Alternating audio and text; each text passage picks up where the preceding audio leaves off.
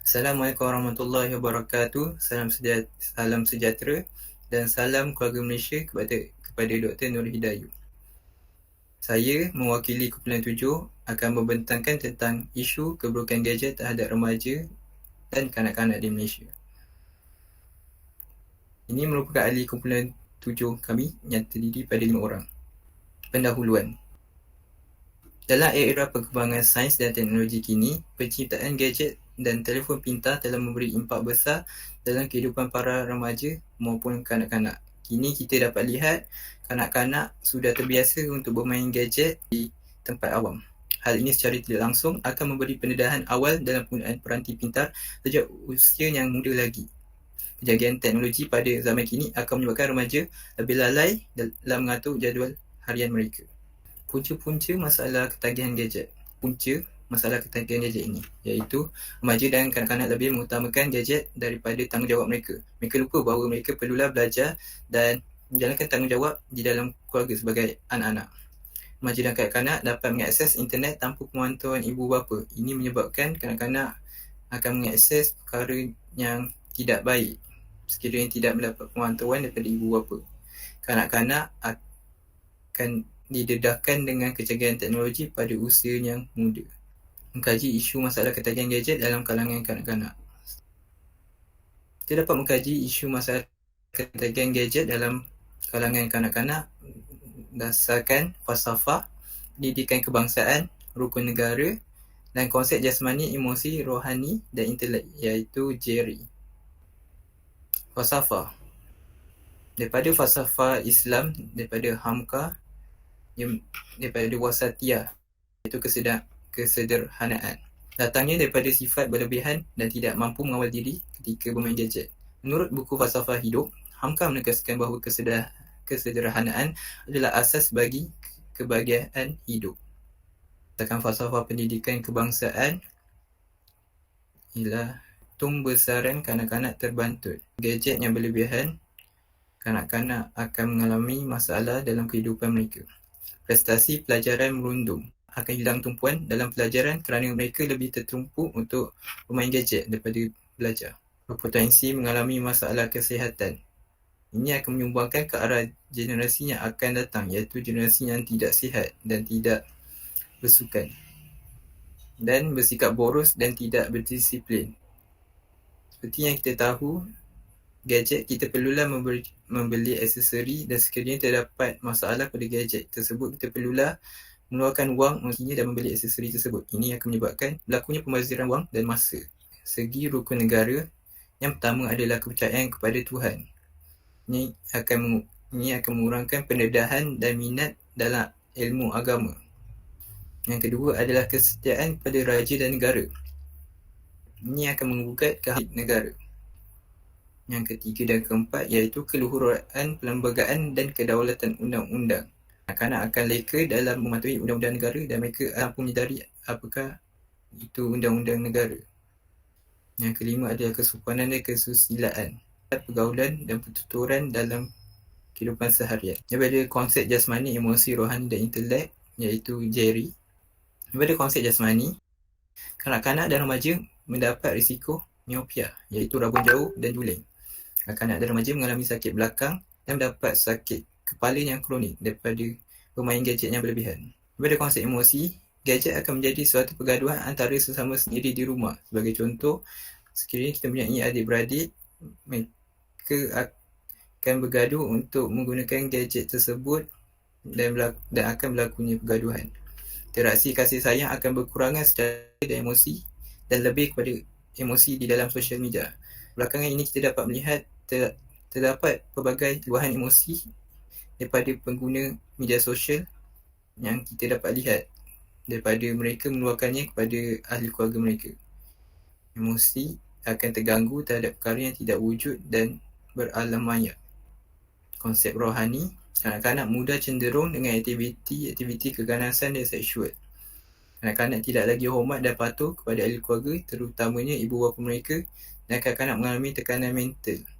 Ini kerana mereka lebih terpengaruh dengan segala media sosial yang di dalamnya seperti keganasan, seksual dan perbuatan yang tidak baik.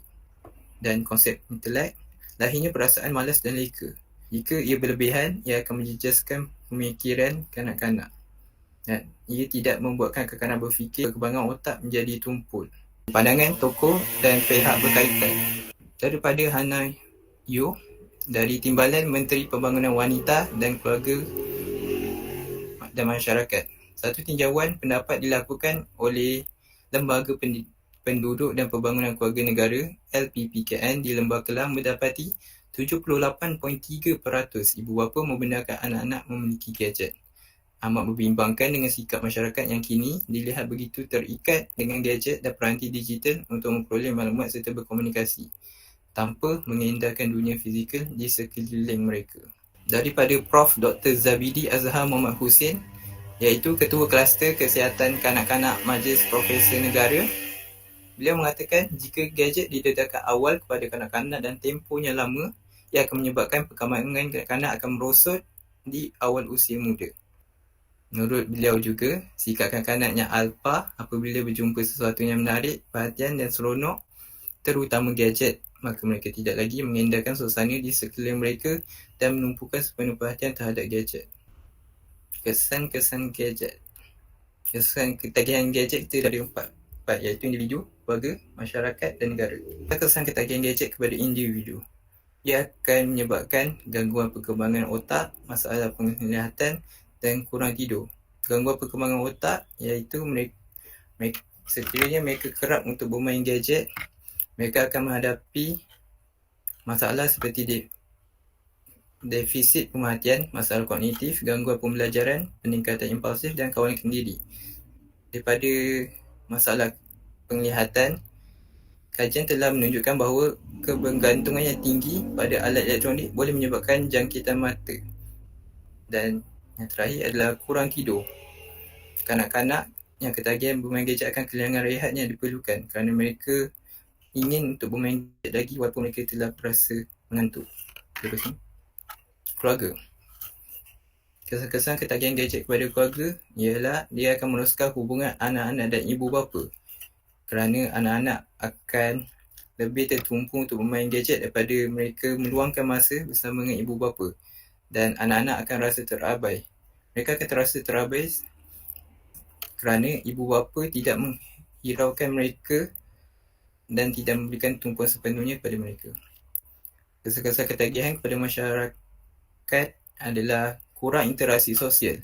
Pengguna yang taksub pada gadget akan menghabiskan masa banyak bersendirian, dan ini akan mengakibatkan hubungan antara masyarakat terabai. Yang kedua adalah melahirkan masyarakat yang tidak proaktif. Masyarakat yang akan datang tidak akan menjadi proaktif kerana tidak didedahkan kepada pembil seperti data engineering, software dan sebagainya. Ini akan menyebabkan negara akan mundur dari segi tenaga kerja bagi beberapa sektor seperti kewangan dan pembangunan negara. Kesan-kesan ketagihan gadget kepada negara. Keselamatan negara akan terancam. Ini berlaku kerana terdapat kebocoran maklumat kepada golongan luar sekiranya kita tidak mengawal penggunaan gadget ini secara betul, dan ia akan memudahkan orang luar untuk menceroboh dari segi kewangan, strategi, pembangunan dan pertahanan negara. Yang kedua adalah kekurangan tenaga profesional. Negara akan mundur dan generasi baru yang akan datang tidak mempunyai kemahiran yang spesifik dalam sesuatu bidang. Cara mengatasi masalah ketagihan gadget. Daripada segi individu adalah kita boleh menetapkan matlamat bilakah anda boleh menggunakan telefon pintar. Sebagai contoh, kita menghadkan masa selama 2 jam untuk bermain telefon pintar. Ibu bapa boleh mengawal anak mereka supaya tidak terlalu taksub untuk bermain gadget. Dan masyarakat boleh mengadakan aktiviti sosial dalam kalangan penduduk setempat atau komuniti supaya kanak-kanak dapat aktif dalam aktiviti tersebut dan tidak hanya berkurung di dalam rumah untuk bermain gadget. Kesimpulannya, pengaruh gadget boleh menjadi suatu perkara yang berbahaya kepada kesihatan dan mental jika tidak diberi perhatian. Keburukan gadget boleh dihindari jika peranan dalam menghindarinya dilakukan oleh pelbagai pihak seperti ibu bapa, masyarakat dan kerajaan. Keburukan gadget ini datang daripada pelbagai aspek dan ianya bermula di rumah apabila ibu bapa sudah memberikan anak-anak mereka gadget kepada usia yang muda. Ini merupakan sumber rujukan kesan keburukan gadget kepada kanak-kanak. Sekian, terima kasih.